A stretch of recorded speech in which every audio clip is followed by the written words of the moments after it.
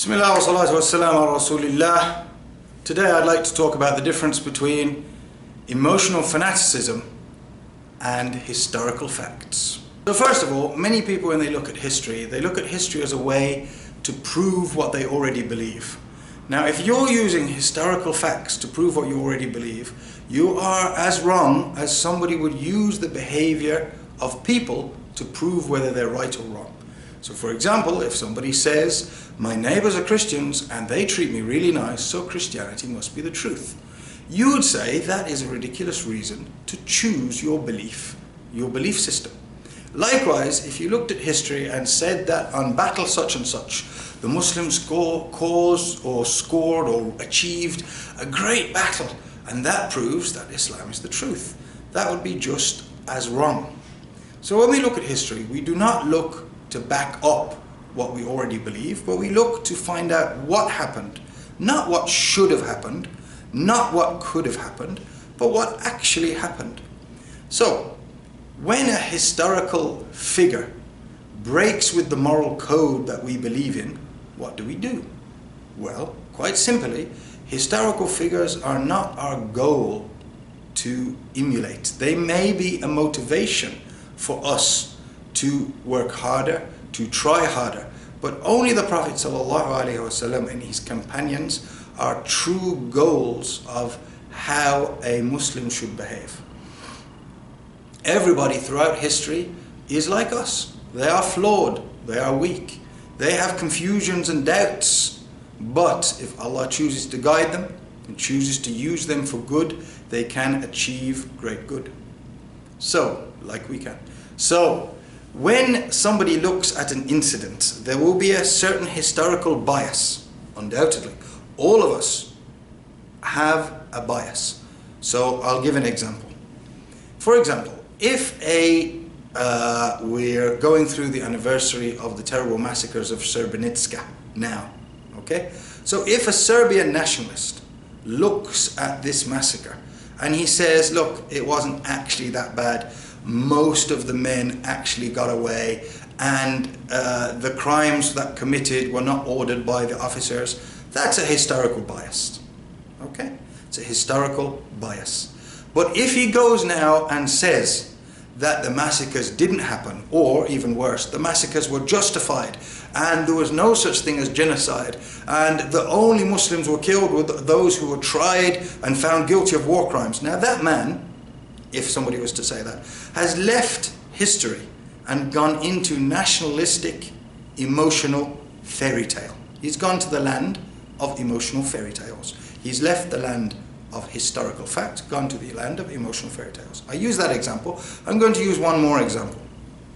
The massacres of Armenian Christians by the Ottoman Empire. If a Muslim comes along, Muslim or a Turk or a Muslim, comes along and says, these were not genocide. It was not genocide. It was not a program to eradicate the Armenian race from their land. That is a historical opinion, which may be based on a bias. However, if he comes along and says there were no crimes, now he's left the land to historical fairyland. If he says that the crimes committed against the Armenians were less than the crimes that Armenians committed against the Muslims, all right, that's a historical bias. That's something we can possibly understand, we can deal with, we can discuss. But if he says there were no crimes, the Ottoman Empire actually found guilty many officers and politicians of war crimes for the massacres of the Armenians and sentenced them to death. So if the Ottoman Empire at the time admitted there were great massacres and great war crimes and great atrocities committed, who are we to come along now and say, oh no, actually the Ottomans were great and they didn't commit any of these war crimes. So what I'm trying to say is, if you have an opinion that is based on historical fact, yet you look at historical fact in its best light towards the people that you most feel comfortable with, that you most support, this is a historical bias, which none of us are free of. All of us, to a certain degree, a little or a lot, are guilty of historical bias. But once we begin to paint one side as the complete and utter truth, apart from the Prophet ﷺ and the companions, as the complete and utter truth, and one side as complete and utter falsehood and evil, then we've gone into historical fairy tale or nationalist emotional fanaticism and nationalist fairy tales. So for example, a battle may be described by the Muslims, a Muslim victory may be described as glorious and beautiful, glorious and brave, and the non-Muslims may describe that same battle as brutal and cruel or brutal and destructive. All right, fine. These are the kind of words which lean towards historical bias. Okay?